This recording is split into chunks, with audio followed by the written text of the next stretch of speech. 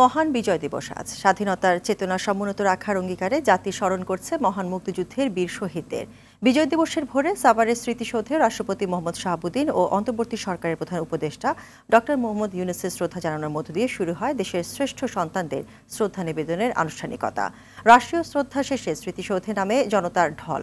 উপদেষ্টারা বলেন, 2024-এর বিজয়ের মধ্য দিয়ে স্বাধীনতা পূর্ণতা পেয়েছে। অধরা ইয়াসমিনের রিপোর্টে বিস্তারিত। বছর শেষের খুশি নগদে হবে বেশি। নগদ পেমেন্টে নির্দিষ্ট ক্যাটাগরির কেনাকাটায় 300 টাকা পর্যন্ত ক্যাশব্যাক। নতুন ভোর, নতুন সূর্য, পৌষের চাদরে ঢাকা রাষ্ট্রের বিজয়ের প্রধান দিন। বাঙালি জাতির লড়াই সংগ্রামের প্রতীক জাতীয় স্মৃতিসৌধ।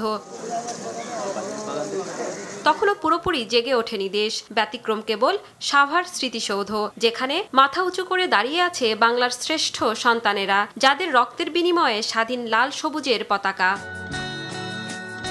কুয়াশায় মোড়া ভোরে বীর শহীদদের সম্মান জানাতে সাভার স্মৃতিসৌধে আসেন রাষ্ট্রপতি ও অন্তর্বর্তী সরকারের প্রধান উপদেষ্টা ডক্টর মোহাম্মদ ইউনূস। ভোরের আলো ফুটে ওঠার সাথে সাথে শহীদ বেদিতে ফুল দিয়ে শ্রদ্ধা জানান তারা। প্রধান উপদেষ্টার সঙ্গে ছিলেন পূর্ব তিমুরের প্রেসিডেন্ট জোসে রামোস হোর্তা, কয়েকজন উপদেষ্টা ও 3 বাহিনীর প্রধান। শ্রদ্ধা জানিয়ে উপদেষ্টারা বলেন, 71-এ বিজয় আসলেও 2024-এর বিজয়ের মধ্য দিয়ে স্বাধীনতা পূর্ণতা পেয়েছে।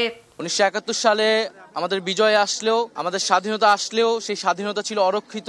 আমাদের 2024-এর বিজয়ের মধ্য দিয়ে আমাদের স্বাধীনতা পূর্ণতা পেয়েছে। এই বিজয় দিবসটাই মনে হয় বোধ বুদ্ধি হওয়ার পরে একটা প্রকৃত বিজয় দিবস হিসেবে আমরা উদযাপন করছি। এর আগের বিজয় দিবসগুলোতে আমরা বিজয়কে উদযাপন করব, স্বাধীনভাবে কথাই বলতে পারতাম না। এবারের যে বিজয় অর্জিত হয়েছে রক্তের বিনিময়ে এবং ত্যাগের বিনিময়ে, এই রাষ্ট্রকে পুনর্গঠনের সুযোগ আমরা যাতে কোনোভাবে অবহেলা না করি। এরপর একে একে বীর শহীদদের প্রতি শ্রদ্ধা জানান প্রধান বিচারপতি, বিভিন্ন রাজনৈতিক ও সামাজিক সংগঠন এবং যুদ্ধাহত মুক্তিযোদ্ধারা। শ্রদ্ধা নিবেদন পর্ব শেষে প্রধান উপদেষ্টা স্মৃতিসৌধের পরিদর্শন বইয়ে স্বাক্ষর করেন।